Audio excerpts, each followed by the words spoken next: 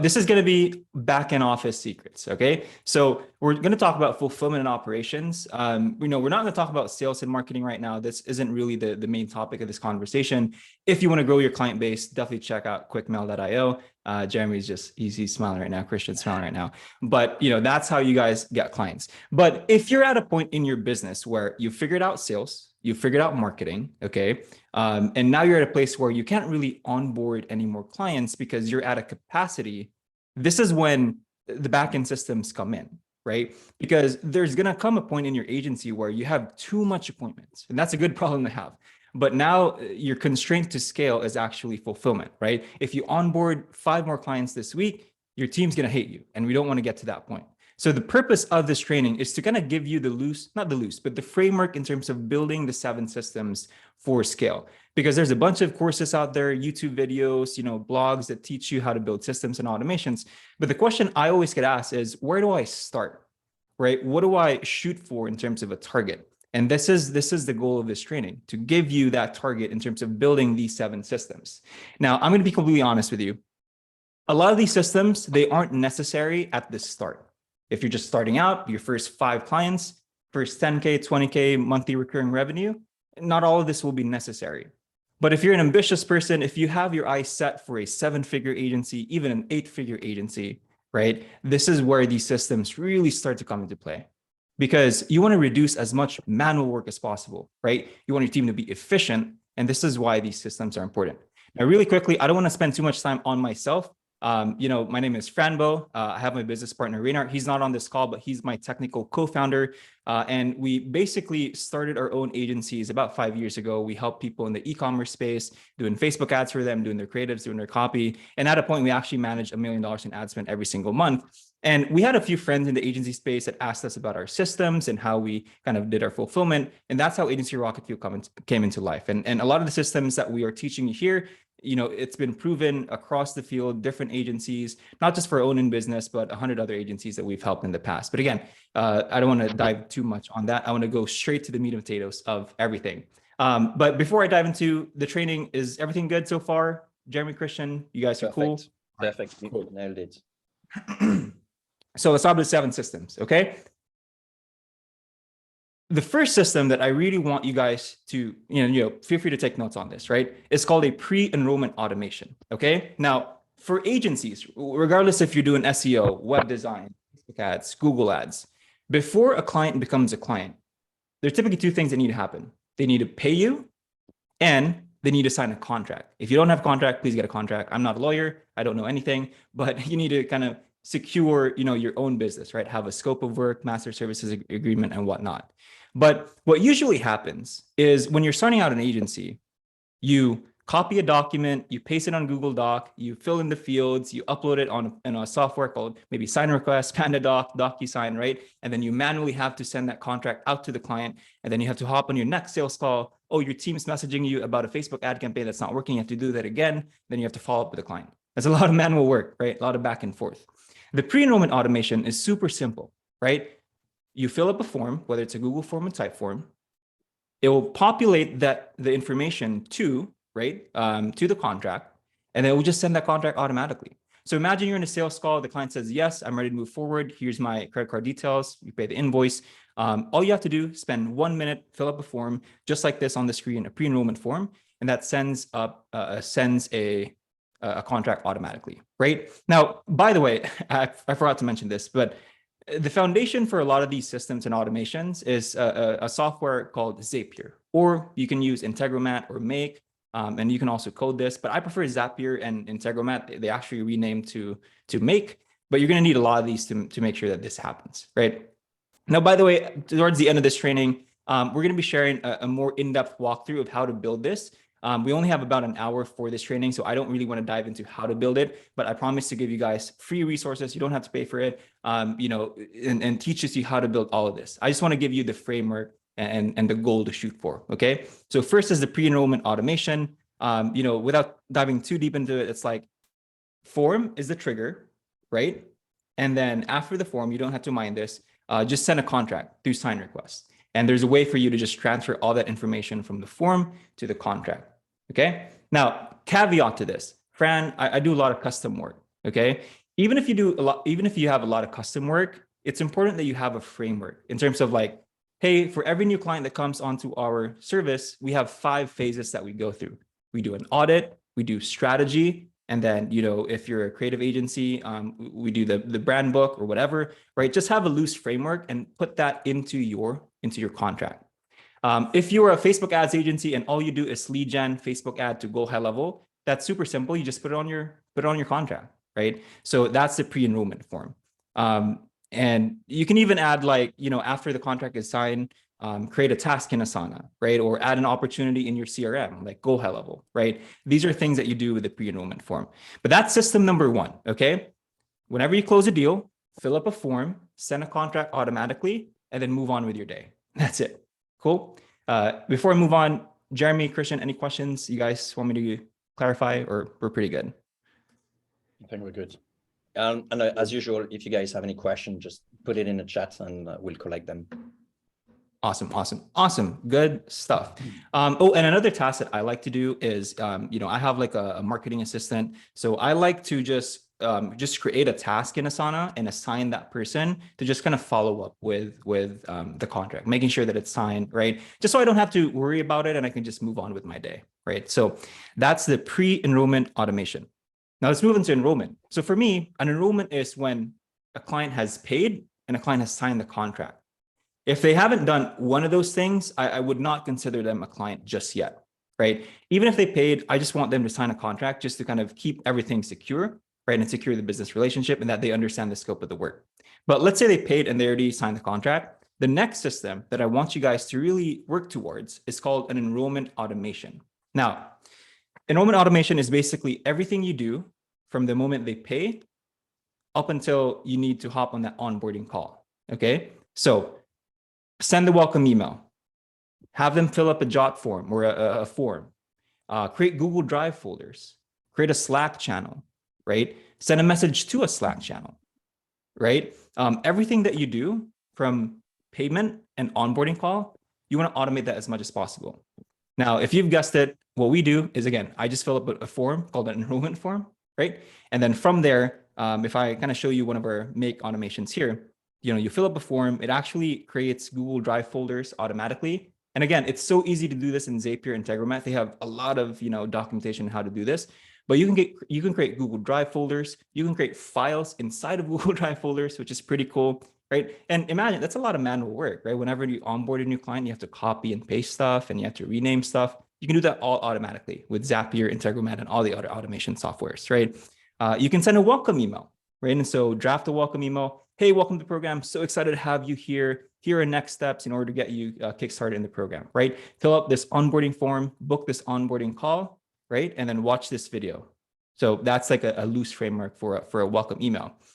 You can send Slack messages. So if you have a project manager, an operations manager, or a media buyer, right? If you onboard a new client after you fill up that enrollment form, hey, you can tell Zapier, hey, send a message to this Slack channel and just tag our media buyer and say, hey, we just onboarded a new client. Their name is Christian and they're from QuickMail. Let's get started with our onboarding, right? And then you can have a link there for, you know, any SOPs that you have or whatnot, okay? And you can even go as far as, so if you notice, if I go back to the previous slide here, if I zoom in here real quick, you see an Asana board, right? And this is actually an actual Asana template that we use in our agency, where every time a client is onboarded, we have a template that gets duplicated automatically. It assigns the right person and it assigns due date automatically as well. Kind of like a virtual project manager, right?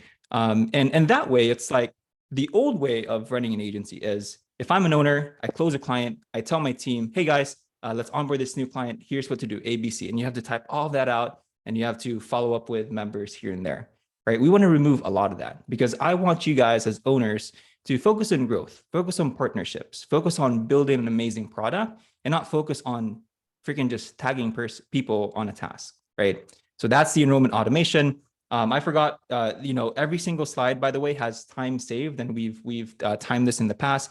The pre-enrollment automation will save you at least 2 hours per closed deal forever, for every time you close a deal. Enrollment automation, more or less, it will save you 20 hours per client from going back and forth and sending and whatnot. So that's the enrollment automation. Again, we'll have in-depth walkthroughs of how to do this, but here's an example automation that we have built in Make. Okay. So before we move on, all good so far?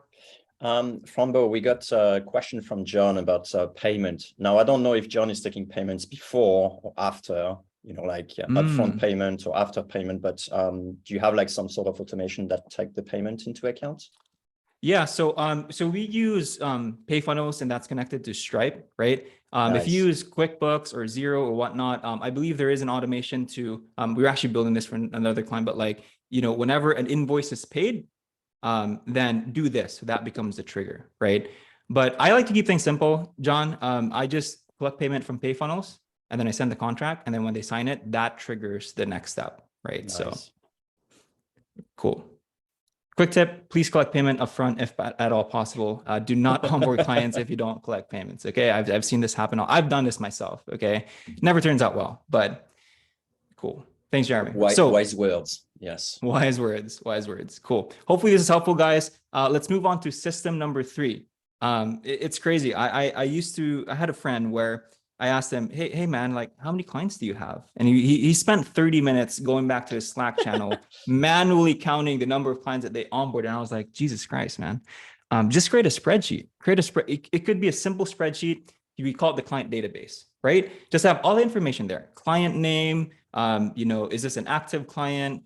Who's the salesperson involved? Who's the account manager? Who's the media buyer? What's their Facebook page? What's their website? What's their phone number? All the information at all possible, right? That you have for every single client. Just store that somewhere, please. Don't store it in Slack channel. Don't store it in notes. Just have a spreadsheet. If you want to get a little bit fancy, you could use project management softwares like Monday, ClickUp, Asana. It doesn't really matter. You can kind of create a Kanban board on there. But the purpose of a client database is just it acts as your headquarters for all the key resources for every single client, right?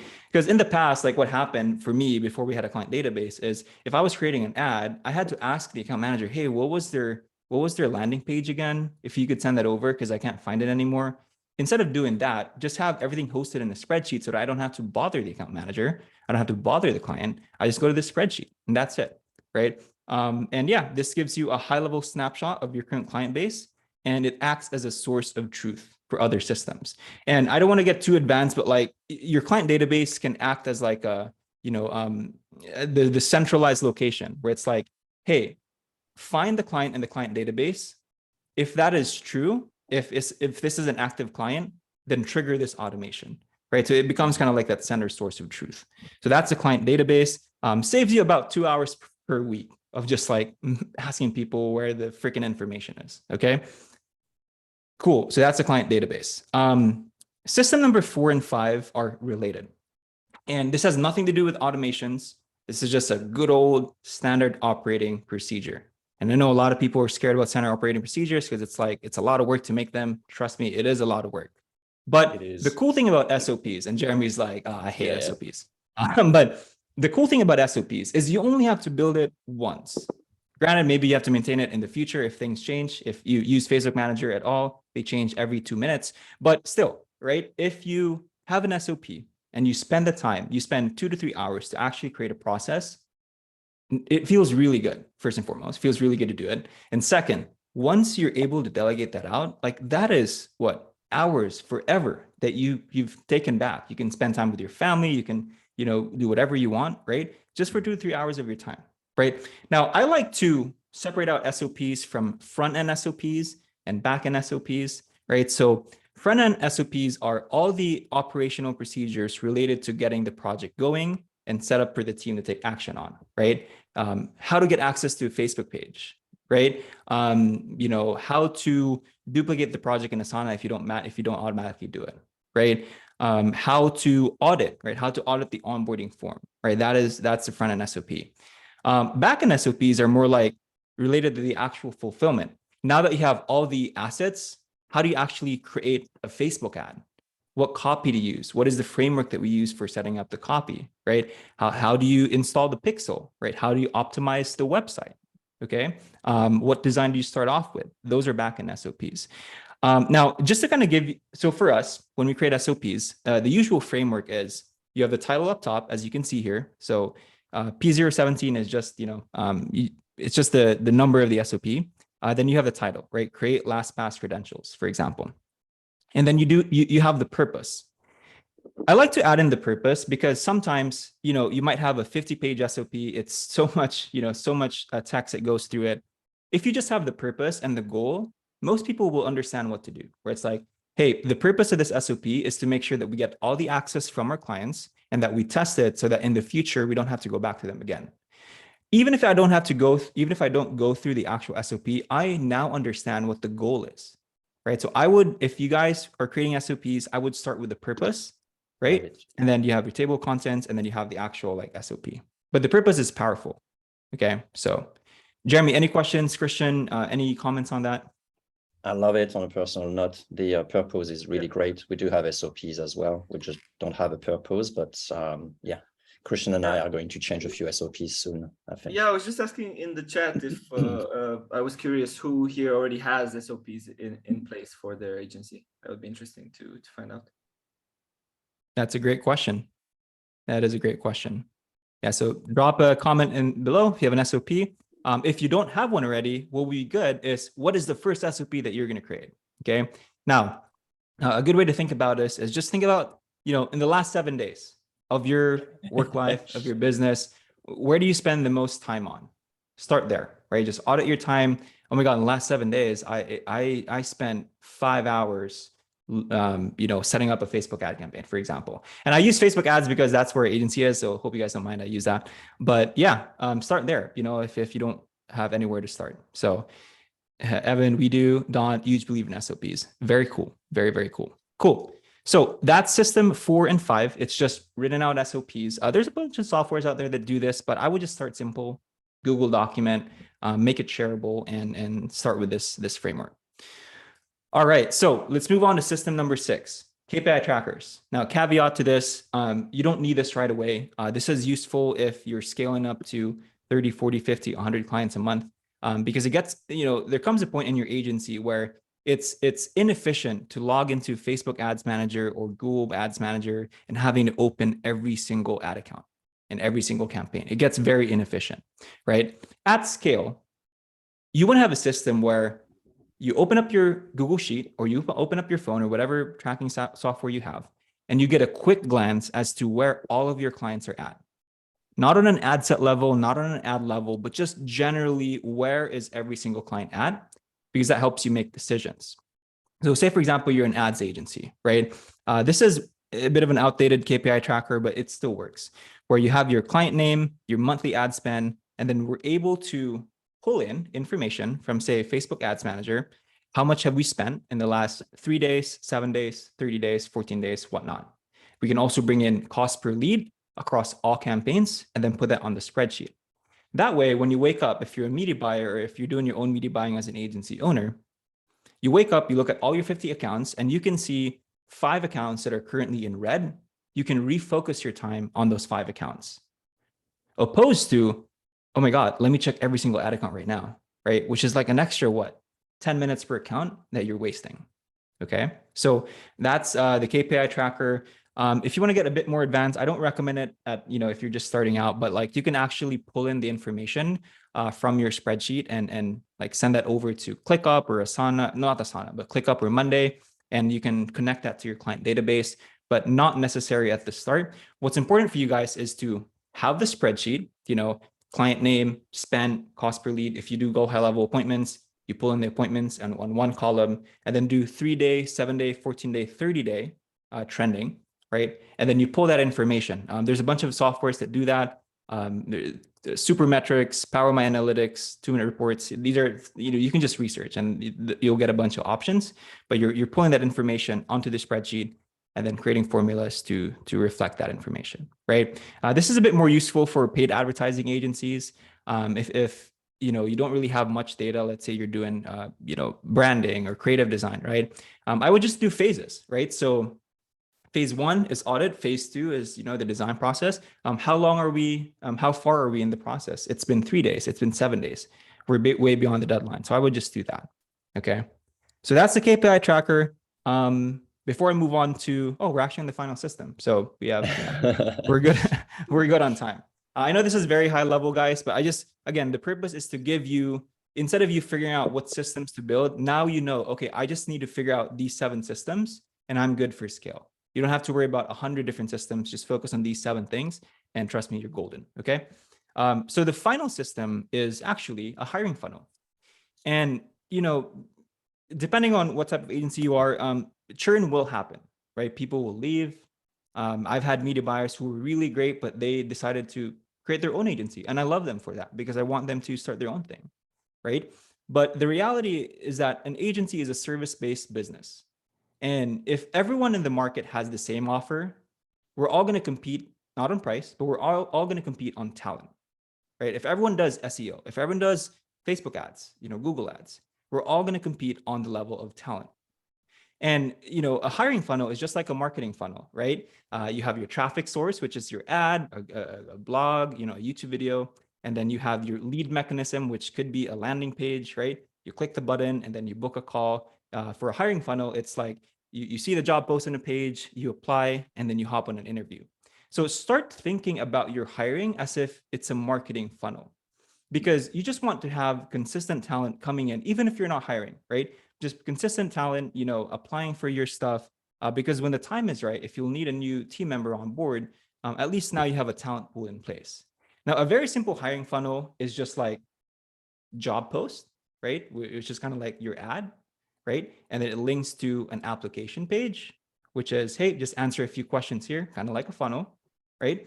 And then the call to action is either, you know, if they're qualified, book a call. If not, just tell them on the thank you page, hey, thanks for submitting the application. One of our team members will reach out to schedule an interview, right? And that's pretty much it. That's a hiring funnel. And I have some clients where they run ads through the funnel, right? Because they need media buyers every single time.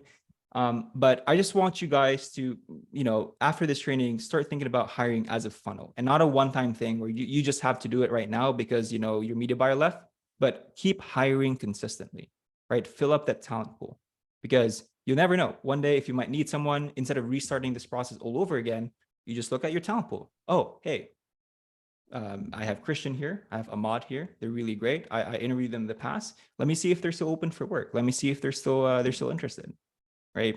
So yeah, that's the hiring funnel. Try to kind of keep it simple, right? And that's pretty much it. Those are the 7 systems that you need for scale, right? So let me just kind of recap this because I know we still have a few more minutes. But first is the pre-enrollment automation. Okay.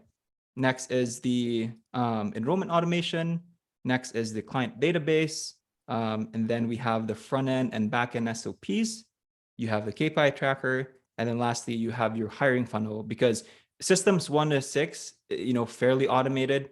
But even if you have all these automated systems, you still need people to actually fulfill for your clients. And this is where the SOPs come in. This is where your hiring funnel comes in, right? So that is the training. Hope you guys got some value out of this. Nice. Thank you so much. Sorry. Well, I'm going to put up some of the questions. And if anyone on the call right now have some questions or follow-up questions based on the system, that'd be great. The other questions I will ask the audience is to mention which of those 7 systems resonated the most with you guys. Ooh, and that's a great question. potentially which one you're going to implement next or look into implementing. I think that'd be pretty cool. So we can figure out like which one is the most important. Yeah, everyone wants to do an SOP. It's, you know, it's one of those things like we all know we should do it. It's like, oh man, I don't want to do it. Just as a small tip, I'm not sure if it's interesting or not, but we actually have our own one into Notion. I tried initially to do Google Docs, but Google Docs are always like lost somewhere. It's very difficult to have to see them. And the fact that Notion's got just like icons actually make it so much easier. Nice. Yeah, I love Notion, by the way. I think it's more powerful than Google Docs. But if you're just starting out, just keep it simple. But yeah, I think Notion is a great alternative for creating SOPs. Nice. All right. So let me pull up some questions. Christian, you're gonna collect the one on the chat as usual. You're doing a great job at that. So Adam is asking, let's start with Adam. So he's asking, how detailed should task in the PM tool, so I presume it's product management tool, B versus SOP? So great follow-up on the SOP stuff. Awesome. So that's a great question. So the way that I think about this is in your project management software should just be high-level steps. So, say for example, client onboarding, send welcome email, do welcome call, get Facebook ads access, and set up Facebook ad campaigns. That would be on your Asana template. Within the task in Asana, for example, you will have the actual SOP. So send welcome email is the task. Within the description is a link to a Google Doc or a Notion doc that has the entire welcome email script that has the steps and how to do it. If you are setting up Facebook ad campaigns, that is an Asana task that you check off. But inside of the task, you can have the entire SOP of how to set up the Facebook ad campaign. You can have a resource for all of our best performing Facebook ad campaigns. Just copy and paste this, our best performing creatives, right? So that's how I would think about the relationship between project management and also your resources and written SOPs. So hopefully that answers the question. Yeah, I love it. While we're still talking about tools, and I'm not affiliated in any way, do you know Process Street? I do. Yeah. What do you think of this type of approach, which basically for the audience, I think it's just like creating automatically those SOP templates, right? Yeah. I'm not tool agnostic. Whatever tools you use, I think the most important to me is that the behavior is implemented. Whether it's a Google Doc, whether it's Process Street, I think all those tools are great. I'm completely honest, but it's more like what works for you, right? Because if I can implement Process Street and no one in the organization is going to use it, it's a waste of time, right? Absolutely, 100%. Okay, we got a question from the audience, Evan. Okay, Evan. Any suggestion on setting up a client portal or dashboard? Yeah, so I mean, we talked about the client database earlier. I would just start there, right? If you want to, tools like ClickUp, Monday, and Asana, they actually have a template that's called like a client, dashboard, right? Where it's a Kanban board or whatnot. You can also use that, but I just like to keep it simple, right? Spreadsheet, client name. I wanted to show a client database, but again, it has confidential information. But yeah, that's just pretty much it. So client name, status, you can have their address there, their email, all the links that are associated with that client. If you have team members, have a column that, salesperson, creative person, media buyer, all those assigned do that, right? I would just keep it there. And if you want to go advanced, I would use, other tools, project management tools, and just kind of use their templates. But again, I just want to focus on the core. Any information that is repeatedly used for a client, put it on the database, right? Because that way everyone can just go back to that central source of truth. Nice. And that's it. Yeah. So Sardar says Notion Airtable can be used for onboarding tracking purposes. And I believe you can also use Airtable. Yeah. Airtable for setting up your client dashboard. Yeah. Great tool, by the way. Esteban, he's asking have any recommendation, or do you have any recommendation for hiring the right people through these methods? We're currently hiring using ARF, which is your agency rocket fuel system. Yeah. Yeah. By the way, for all my clients, please use quick mail if you want to grow your agency via cold email. We're not sponsoring, anyway. But I love your confidence. They're not, Go for it. Yeah, they're actually gonna, but okay, so any recommendations for hiring? Now, the funnel is super simple, right? It's and it's not the answer, but let me just talk about this real quick. It's just a post, a form, an application, form, and then book in a call. But when it comes to actual hiring, most people overlook this, but you want to spend a lot of time crafting a job post that speaks to your market. And here's why. We all do marketing, right? We spend so much time creating landing pages, design work and whatnot, but it's like you're selling to clients and to prospects, but even with hiring, you're selling them into your company. They have so much opportunities that they can do. You have to think about it for them, like what's in it for them, right? So I try to use some of the copy stuff that I've learned over the years into our hiring, and I would spend a majority of your time crafting a hiring post that attracts people, right? What's in it for them, right? So it's like, hey, if you're the type of person that loves to look at numbers, if you want to take risks and test out different ideas, this might be the opportunity for you. and talk about your vision as a company, because we want to attract people that they might have a vision similar to you, but they don't want to start a business. And that's actually, you know, with a lot of agency owners, it's tiring, right? Having to find clients, fire clients, hire team members, build all these systems. Some of you guys, and it's okay. Some of you guys might just want to do media buying. You just might want to do copywriting. So if that's the case, you want to find a home, an agency that speaks to that, right? That has that vision. And so that's what I would say, right? The funnel is super simple, but it's like spending a good amount of time crafting your job post, and really, you know, you're selling people to your agency, and that's how you attract the best talent, right? So obviously there's some interview methods, a good book that I recommend. I actually have it with me right now. But it's Who, Not How. It's a great book on just, you know, learning how to interview. I wouldn't say I'm the best at interviewing, but, you know, I'm constantly learning. Jeremy, Christian, not sure if you guys have any recommendations for how to interview, but that's one thing that I would say. All right, lovely. Other questions from Abai? I hope I'm pronouncing that right. I'm butchering every name anyway. So what happens when the project management process is custom? For example, if a client A signs a contract for copy, design, and execution, whether the client B only wants copy and design. That's a great question.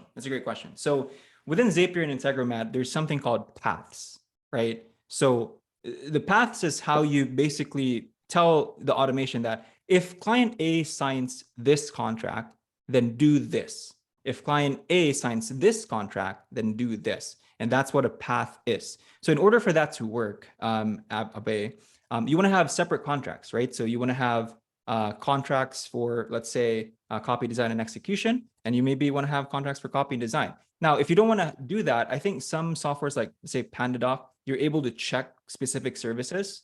So you're able to check specific services, and then you can just tell Zapier or Make, hey, if client checks box A and B, follow path A. If client only checks C, then follow path B, I mean, right? So that's how you kind of do it, right? So hopefully that answers your question.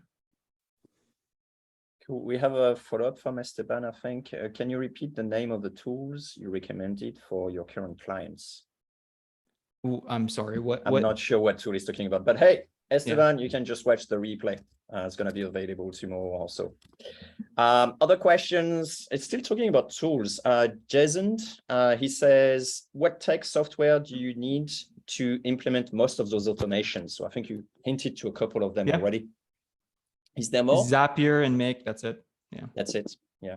Well, I don't know what the deal with Integromat and Make. We started doing an integration at some point on Integromat, just at the time they changed the name. And so it was so confusing. We didn't know, like, do we need to do another plugin under Make or whatever? So that's true. Yeah. Do you know what the deal is here? I don't know. Maybe they got bought out. But for us, nothing much changed really. But then they did have support people that you could reach out and ask them if they can help migrate some of this stuff and review some of these things for you guys.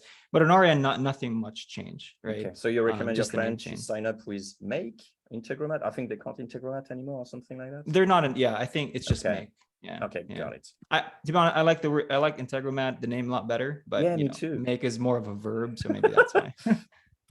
Yeah. Maybe they had like a copywriting infringement or whatever. Yeah. Okay, last final questions. If anyone wants to add a new one, we got James.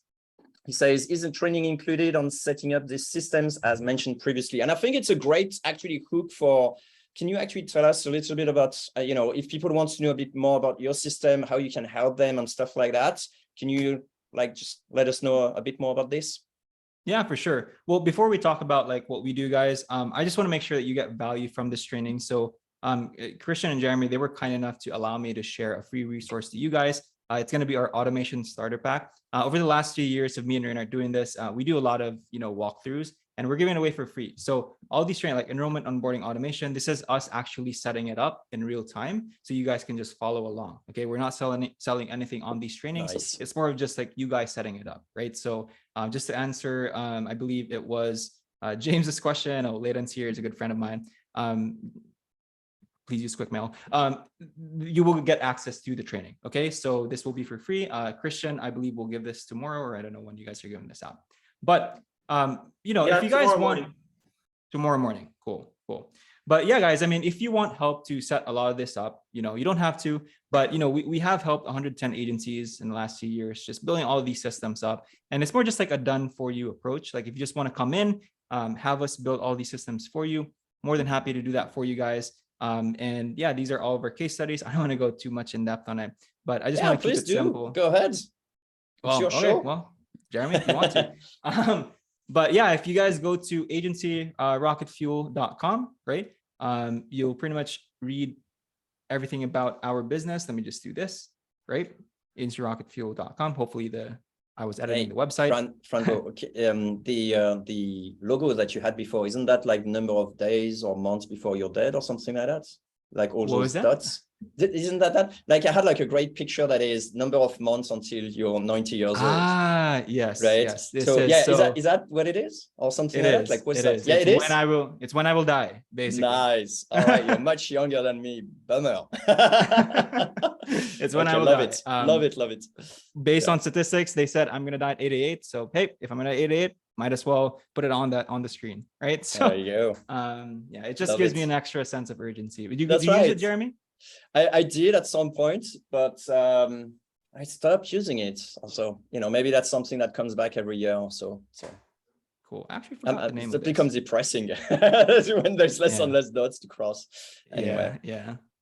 But yeah, guys, if you're interested to work with us, you can go ahead and go to agencyrocketfuel.com/apply. If you're skeptical, there's a bunch of, you know, video testimonials right here that you can check into.